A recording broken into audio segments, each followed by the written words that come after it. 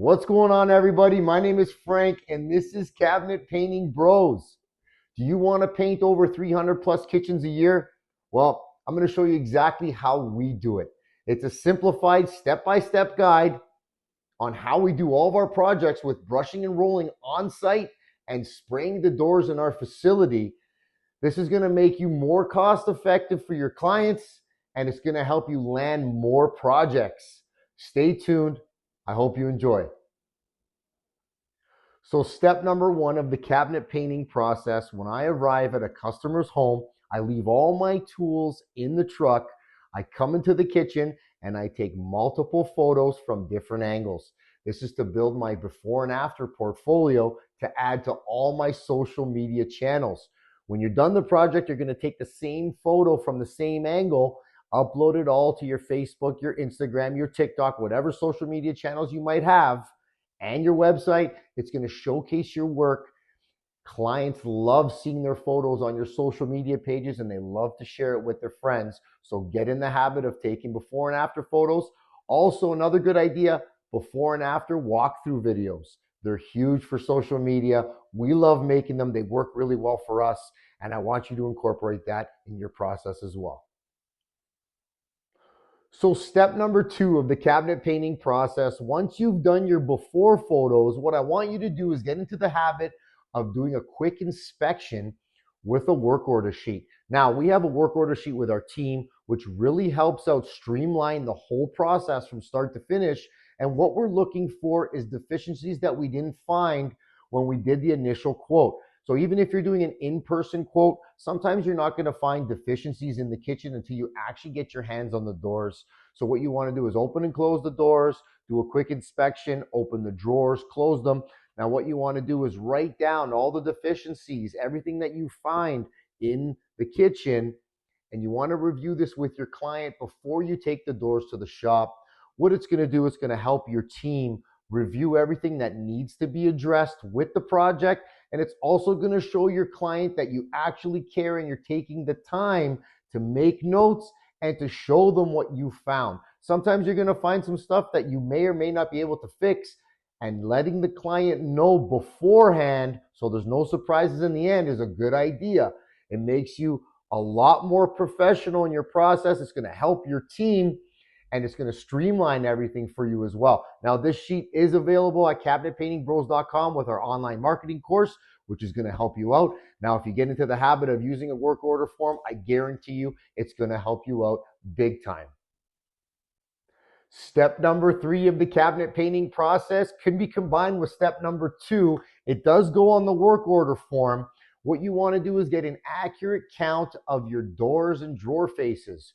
We do all of our quotes online, and we want to make sure that the door count that was provided with the quote matches how many doors we're actually working on. So we're going to get an accurate count of the doors.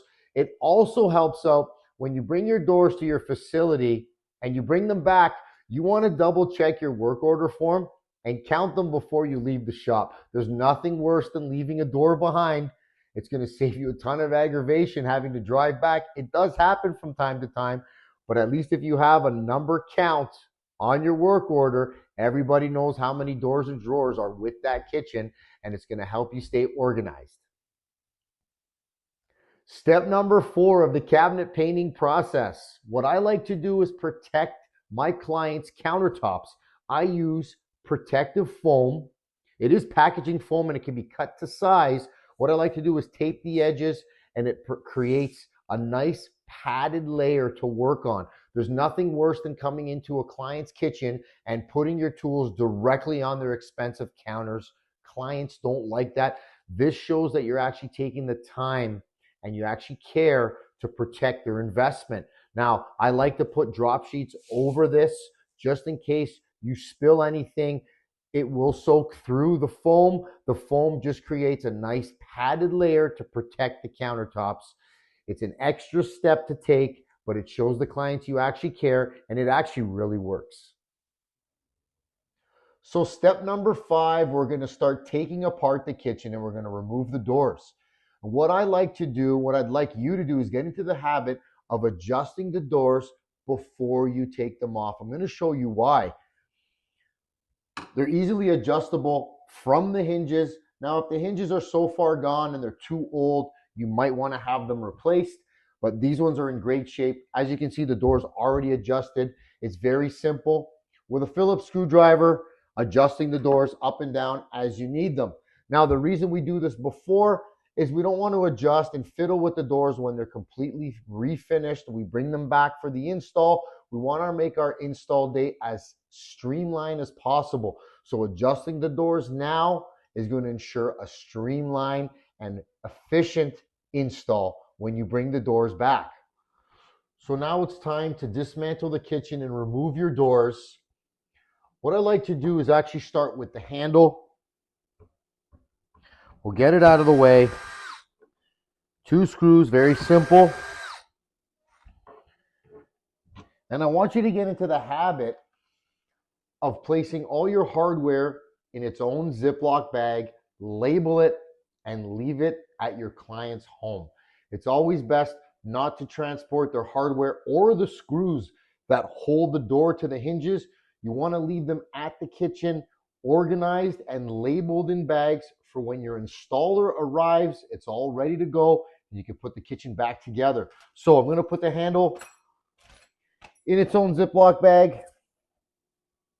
I'm going to remove the door. It's 2 screws on each hinge. It's very simple. We're going to remove it.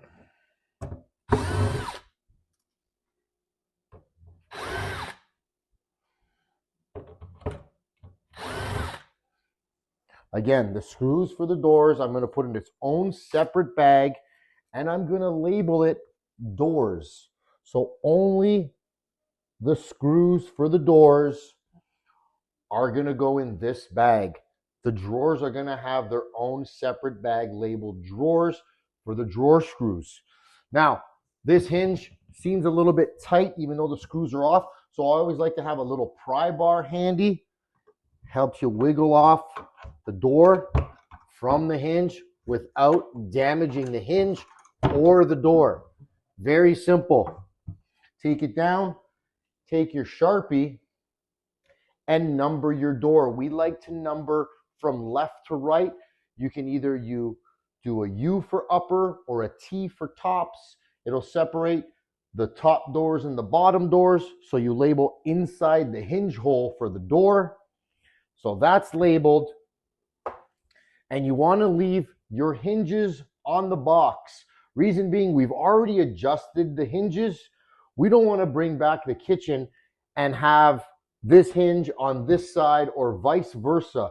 So what you want to do is, these actually have the quick remove clips.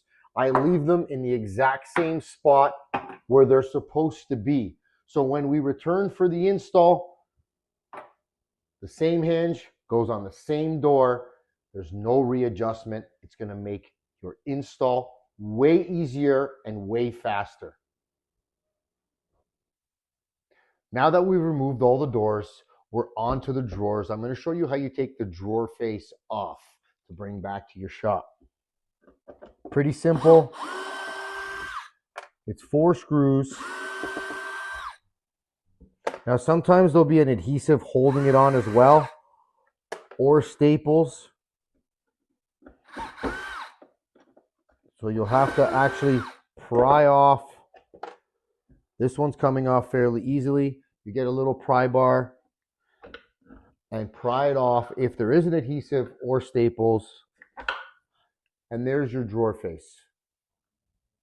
So step number 6, we are at the degreasing part of the project. We're going to degrease this panel. Today I'm using a multi-purpose kitchen degreaser from one of our suppliers from ColorX. Now you can use crud cutter, you can use TSP with water. I just like using something in a spray bottle. This is non-toxic. I'm still going to wear my gloves because I don't want my skin to get irritated, but it is non-toxic and it works great for on-site. So I'm going to be using this today. I'm going to be using a little sponge. As you can see, it's just a dishwashing sponge. Very simple. It's actually going to rough up the surface a little bit. You can even wet sand if you want to with something light. What I'm going to do is spray my degreaser into my sponge and I'm going to start working it around and washing the surface. Luckily enough, this is a very clean kitchen, so it's not going to take much. Once you're done with the cleaner, I want you to wipe down with a dry rag any excess that's on the surface. And I've got a bucket of warm, clean water. So a very important step to remember is rinse off any residue from your cleaner. It's going to avoid any contamination with your primers or your top coats. So you want to give it a good rinse with some warm water. And when you're done with the dry rag as well, give it a little pass, dry it off just like that.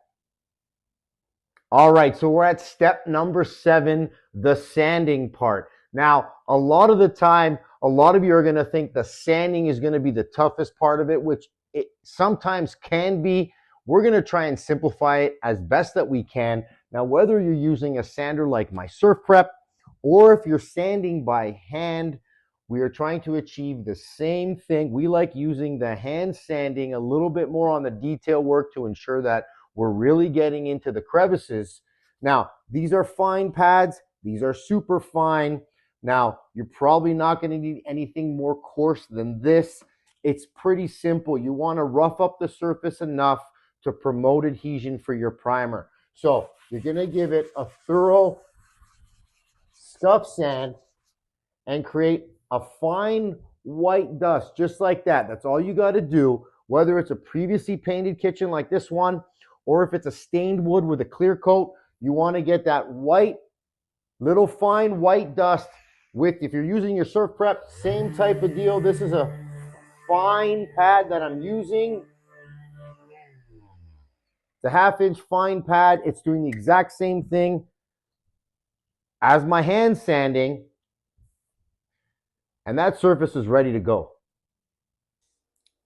Step number 8 of the cabinet painting process. I like to go around and use a little bit of caulking to fill in any gaps or cracks. It's going to create a seamless transition from gable to the wall.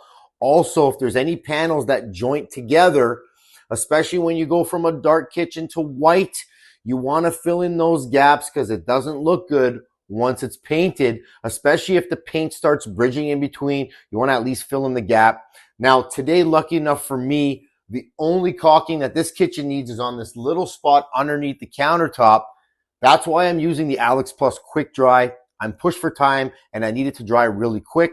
If you have larger gaps, I do recommend using a different caulking, something with a little bit more stretch and a little bit more give so it won't crack over time. I know that this is going to work perfectly fine on this one little spot, so I'm going to do that now and show you how I do it. So now it's time to apply my caulking. Lucky enough, again, it's only a little section that needs it. What you want to do is apply your caulking with your caulking gun. Make sure you have a wet rag, and you're going to use a wet finger to smooth it out.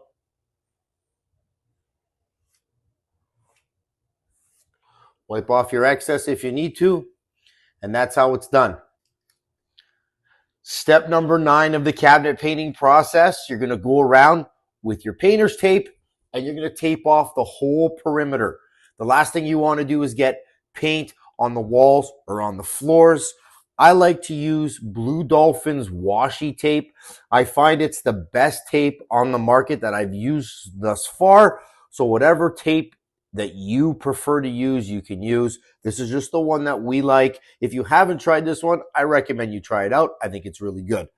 So rip a piece. If you're not comfortable with masking off the whole piece at once, you can cut it to size. Doesn't really matter as long as you're creating sharp lines with your tape. Again, push it down. The caulking is now dry.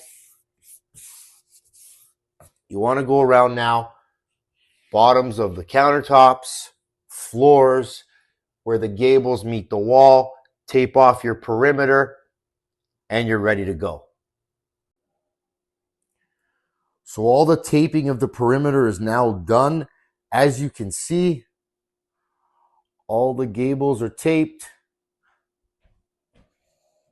Floors are taped off. Side of the dishwasher. This is going to be a two-tone kitchen.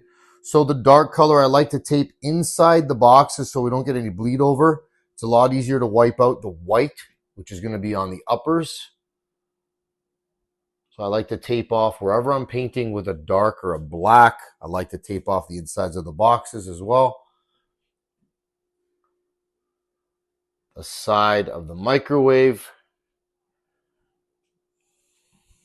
The toe kicks are going to be removed, so we're not going to bother with those.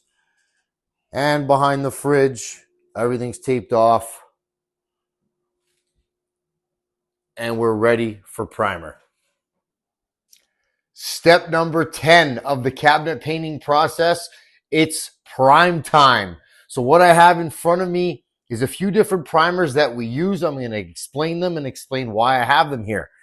So the kitchen we're doing today, it's a two-tone kitchen. The lowers are going to be a super dark color called raccoon fur. So I'm going to use a black primer as my base. This is Renner's 641 black primer. I also have Renner's 643 primer. It's white. It's basically the same version as the 641, just in white. And I also have Bin Shellac. Bin Shellac, I always recommend having it on hand in case you get any troublesome spots of old grease seeping through the wood or any tannin bleeds that the water-based primers can't block. This will definitely block it in. If you are using a water-based primer, always have a rattle can on you just in case. You could spot prime those trouble spots before you put on your top coats if you want to stick with solely a water-based primer. Now, I am going to use the Bin Shellac for the uppers today. I want to get multiple coats on. I'm pressed for time, and the shellac will dry super quick. The lowers, I'm going to use the 641 black primer. I'm going to show you how I roll them. Check it out. So now that you know the primer that we're going to be using, before we get priming, I want to let you know what kind of roller I prefer to use on site. This is Bennett's 5mm microfiber fine finish roller. It creates an ultra smooth finish when you use it on site. Our whole team loves them.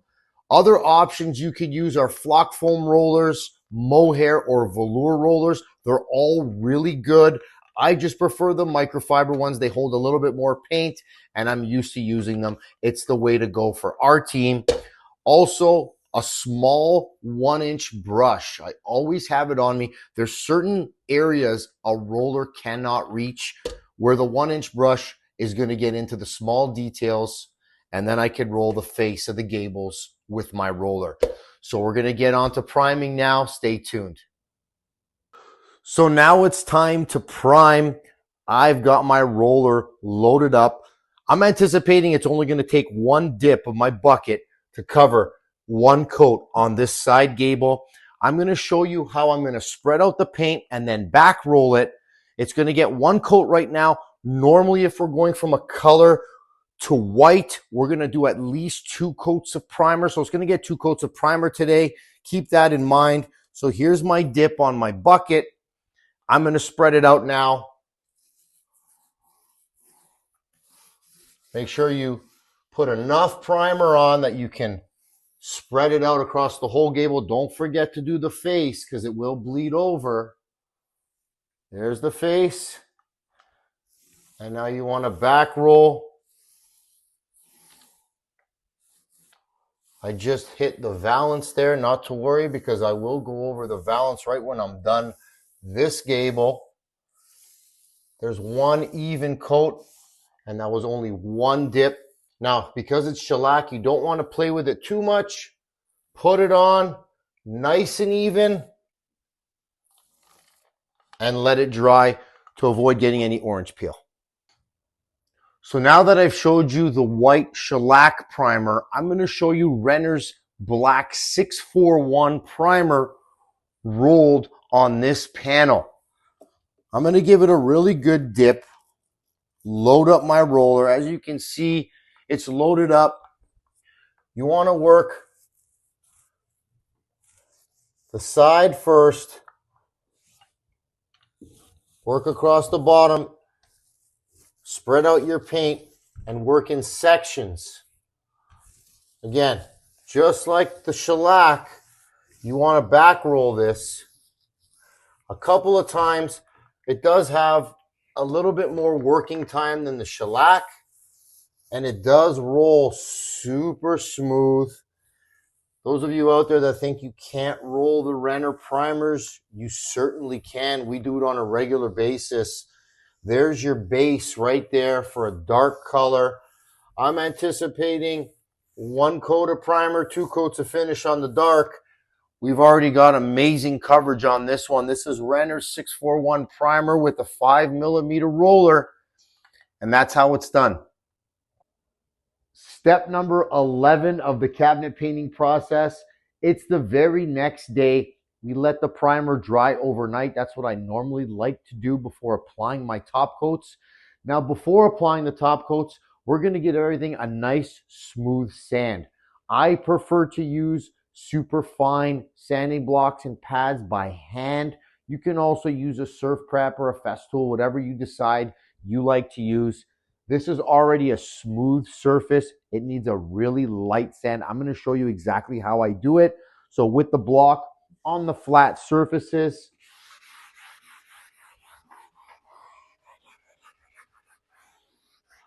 you're going to go from top to bottom, side to side. Also, it's going to get a little white dust. That's normal. That's what you want. You want to feel with your hand any imperfections and make sure you get those out. Little fine white dust. It's exactly what we wanted. It's completely smooth. I'm going to wipe down the dust. I'm going to give it a quick vacuum, and then I'm going to apply the top coats. So now that we've sanded all the uppers, I showed you how to do that. It's going to be the same on the lowers with the black primer. Now, as you can see the difference here in the video, I gave this a little sand just to show you it turns into a gray color, a gray dust from the black primer. So whether you choose to use a sanding block or one of these pads, they are super fine. Again, go around, give it a quick scuff. It's already super smooth, and give it a feel for any little imperfections that you might need to scuff out a little bit harder. But that's what we're going to do on this whole panel. And in continuation, I'm going to show you how we're going to apply the top coats. Step number 12 of the cabinet painting process, applying your top coats. Now, before we get into how I'm going to do it, I'm just going to explain to you the type of coatings I'm using. These are Renner wood coatings, specifically the 765.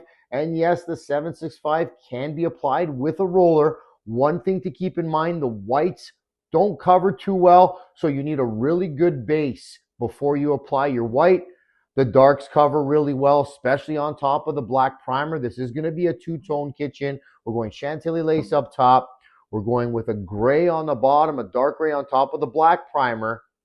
Now, whatever coating you decide you want to use, you don't necessarily have to use the Renner wood coatings. I just wanted to explain that this is our favorite coating for our refinish projects. There's many coatings on the market, so whatever you're comfortable using, I do recommend testing them all out. See which ones fit best for you and your team. Whatever makes your life easier. If it's whatever coating you decide, I recommend sticking to it. There's no sense in changing it if it's working for you. We just like the Renner wood coatings. Now I'm going to get into how I actually roll the panels. Stay tuned for the next video. So now you're ready to apply your top coats. I'm going to show you exactly how I apply the Renner wood coatings with my 5mm roller on this side gable. Now, before I do that, I just wanted to say, if you decide that you want to spray all the boxes instead, you can do that as well. I'm showing you this process just because this is how we scaled our company to over 300 kitchens a year. We still provide a great service, quality factory finish to our customer, and we save them a ton of money this way. We do spray Onsites for larger custom kitchens with more intricate details. We will opt to spray those on site, but kitchens like this one specifically here, which is the bulk of our projects, we opt to use the roller finish, saving the customer a huge amount of money and saving us time on the job site. We can get in and out of these jobs way quicker and turn over that many more projects. So I just wanted to pass that on to you. So now here we go. I've got my roller loaded up with the 765. This is a 20-degree sheen and it's Chantilly lace. So just like I rolled the primer, you want to apply your paint, spread it out, and then you want to back roll it and even out any roller marks that you see. Don't forget to get the face, the little edge, so you don't get any bleed over. And now make your way back to even out the paint. Let the roller do the work. You don't need to push hard. All you need to do is guide the roller.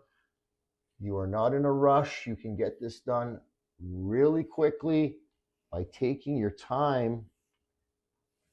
And that's going to lay out nice and tight. So when it's dry, it's going to lay out nice and tight. It's going to look like a factory finish. You just got to take your time. Let the roller do the work.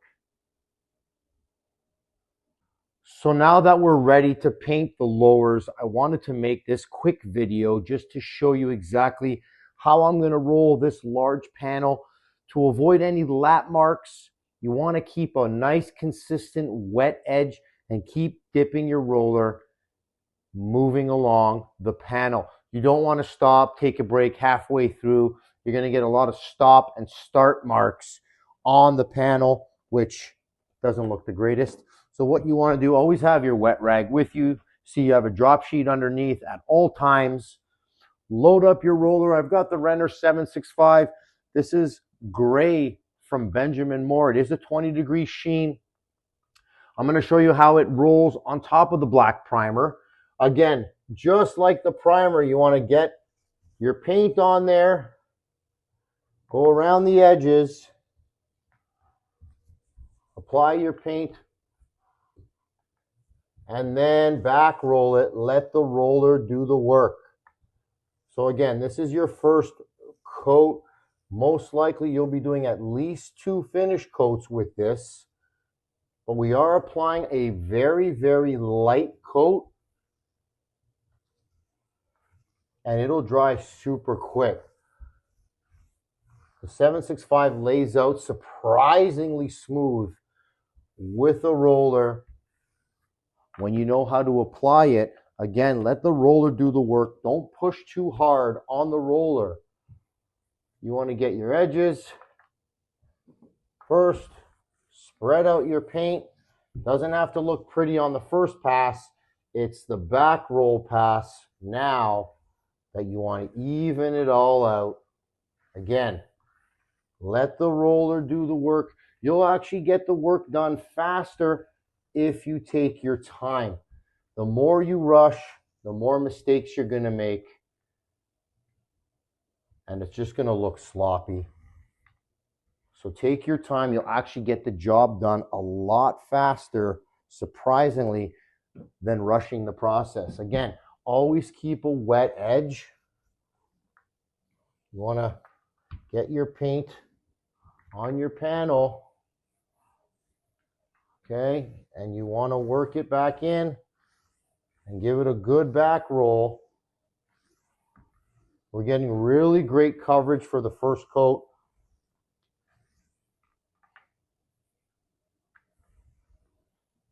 Now, if you do make a mistake, don't panic. It's just paint. It can always be fixed. You can always sand it smooth and start over again. So don't panic. Again, it's not rocket science. We're just painting cabinets here, and we're trying to make it as simple as possible for you. So there's the first coat. I hope this helped. So we're at the final stage of the cabinet painting process on site. It's your cleanup.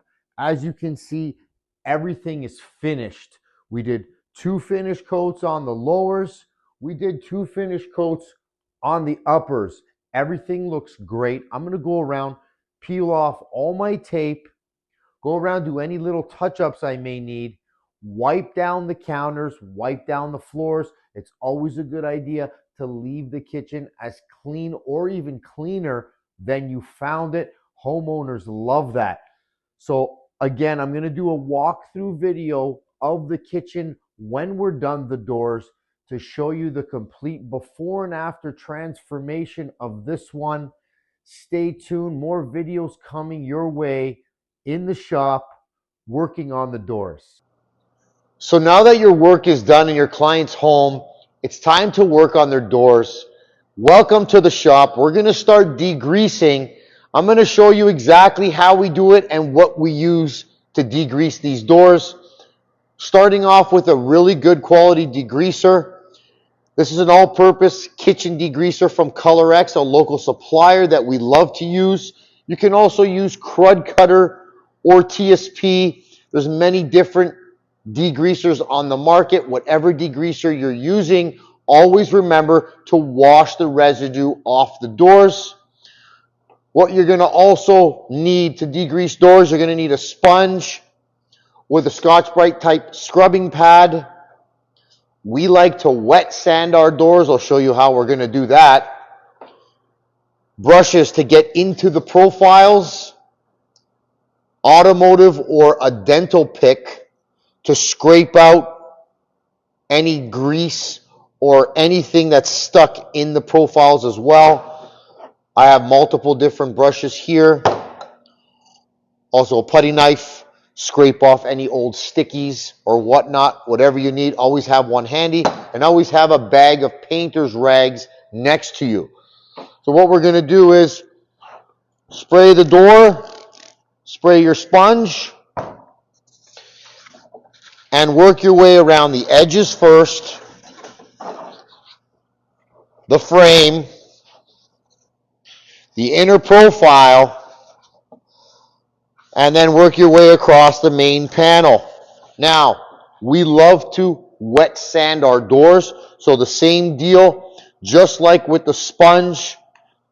You're going to spray your door, you're going to take a fine pad. This is a flexible pad from Sia. It's a fine pad, and you're going to work that degreaser around with your sandpaper. You give it a nice wet sand. It's going to rough up the surface. It's really going to get off any grease, dirt, anything on the door that you need off before you start sanding it. Don't forget your brushes to get into the profiles if needed. Also your dental pick, go around, pick out anything that's stuck in the profiles. Good idea to have one of these handy. Now, when you're done wet sanding and scrubbing your door down, you're going to get painter's rag, wipe down the excess residue. Always have a bucket of water, warm water, with another painter's rag. Wipe down the door with clean, warm water. This is washing off the residue that's left over from your degreaser to avoid any surface contamination. Get a dry rag, dry off your door, and there you have it. The door is clean. It doesn't take too long.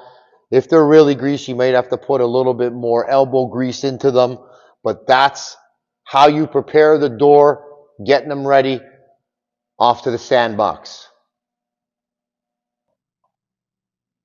So your doors are dry and it's time to get to the sanding. I'm going to show you exactly how I sand a cabinet door, and I'm going to show you two different ways. I'm going to show you by hand or with the Surf Prep. Either one works. Right now I'm probably going to use my fine pads. We also have super fine. We have something a little bit more coarse. You always want this in your arsenal just in case. But just like the degreasing of the doors, I want you to work around the edge first. I like to use these flex pads around the edge of the door.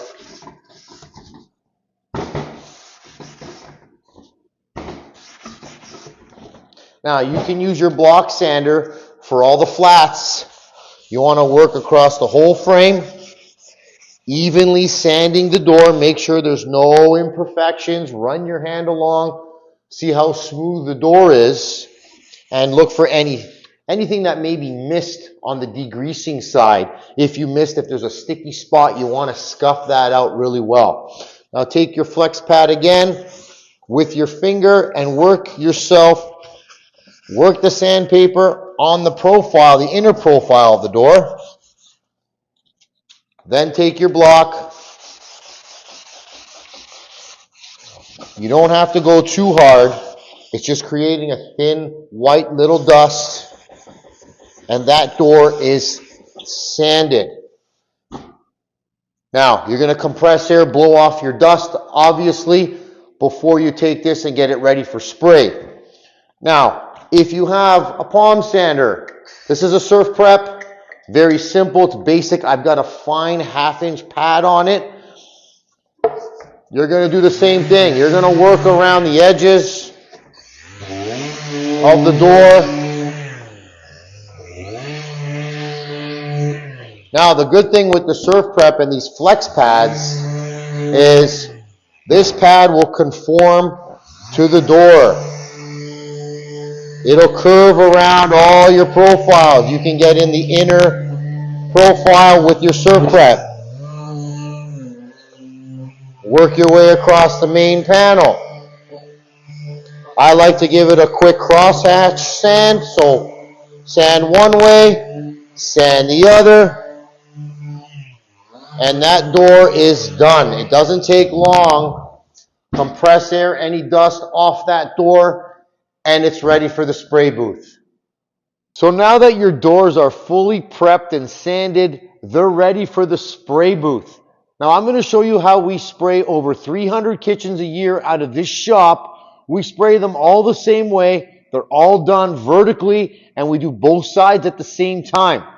So what we're going to do, I'm going to explain to you the spray process, and then I'm going to turn the booth on and actually spray the door for you. So what you want to do, you want to put your door down on your turntable and spray both top and bottom of the door. And then grab the door, hang it on your hanger, spray your edges, spray the back, then spray the front. It's as simple as grabbing the hanger and putting it on a rack to dry. So that's how I'm going to do it. Now today I am using my Graco sprayer for the primer. It has a 310 tip on it. I'm probably going to use my Titan with a 408 for the finish. This is a 310. That's our Graco machine. So whatever airless machine you use, we don't get into the HVLPs. We have had them in the past. We've moved to strictly airless sprayers from now on. You can use an air-assisted airless as well. They do produce a very good quality. We just think the difference between the airless and the air assist, it's not really worth it to invest in an air-assisted pump because they are significantly more expensive. An airless sprayer will get the job done exactly the same with a fine finish tip. So I'm going to turn the booth on now and show you exactly how I spray over 300 kitchens a year. All right, so now that the booth is on, I'm ready to spray, and I always recommend wearing a respirator whenever you're spraying any coatings.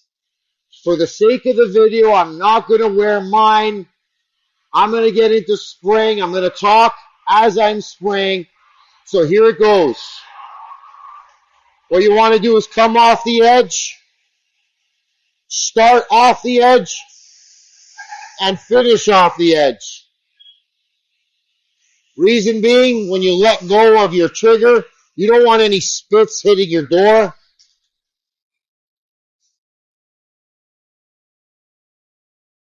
Again, you're going to start off the edge, come right off, and right back down off the edge. Now your edges are all sprayed. There we go. We're going to spray the back. And the way I like to spray, start off the edge, hit your trigger.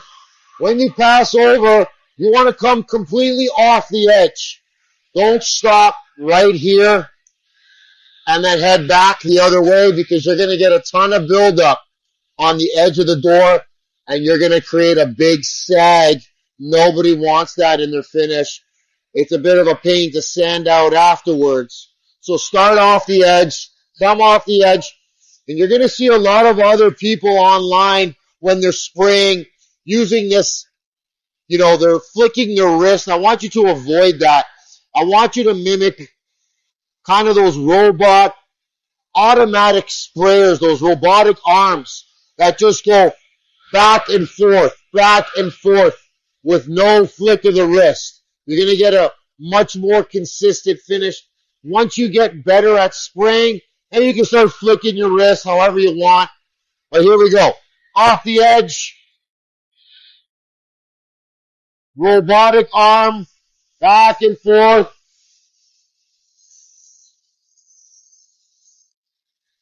The back's primed. Now notice how my fan pattern, I'm overlapping 50%, sometimes 25%, depending on the coating I'm spraying. But you rule of thumb, 12 inches off your surface, overlap your passes 50%. So here we go, off the edge, robotic arm, hit your trigger, off the edge, robotic arm. And there you have it.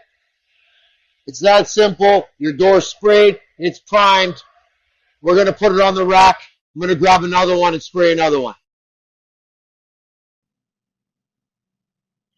So your doors are now primed and fully dry.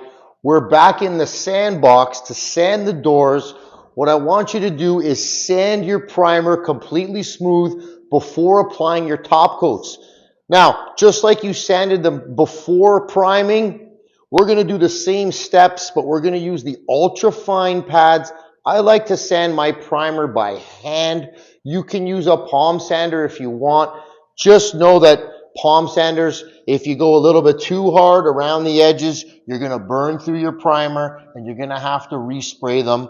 It's always best. This door feels almost like a top coat already. It really doesn't need much of a sand. So I'm going to take my flexible pad and I'm going to go around the sides and all the edges of the door first. Feel how smooth it is as you go. So now you've done all your edges. You're going to take your flat block, go around the frame. You're going to use this for the inner detail of the door. Again, always feel for any imperfections that may need a little bit more of a sand. And then the main panel, again, you get your flat block. Kind of cross-hatch sand that. Compress air. All your dust off. And it's ready to go for the spray booth. So now that your primer's sanded completely smooth, you're ready to apply your top coats. As you can see, I'm back in the booth. I've got my Titan 440 loaded up with my Renner 765, and I'm using a purple 408 Titan fine finish tip. Now, for the sake of the video, I'm not going to wear my respirator, but I always recommend that you do whenever you're spraying your projects. Put on your respirator, but just for the sake of the video, I'm not going to wear mine. So like I said in the previous spray video when I was doing the primer, you start with your top of your door, your bottom, your sides, the back, and then end with the front. But what you always want to remember is when you hit your trigger, always off the substrate, just to avoid any sort of spits or anything from the pressure of your gun. So off the edge, start your trigger, come right off the side, right off the side. The reason being, if you stop here without coming off the edge, and you continue back, you're going to get a huge buildup of paint, and you're going to get a nice run on the side, and nobody likes to get the runs, let me tell you. So remember, like the automatic spraying machines that you see online with the robotic arms that spray, I want you to mimic that with your arm. Side to side, side to side. No flicking of the wrist. I don't want to see the flicking of the wrist. Reason being, if you're new to spraying and you start flicking your wrist, you're going to get a higher build in the middle and less of a spray on the edges of the door. You're not going to get a consistent finish. So robotic arm off the edge, and you're going to get an amazing finish. Now we're going to turn the booth on, and I'm going to show you how it's done. Again, you're going to start with the top of the door, bottom,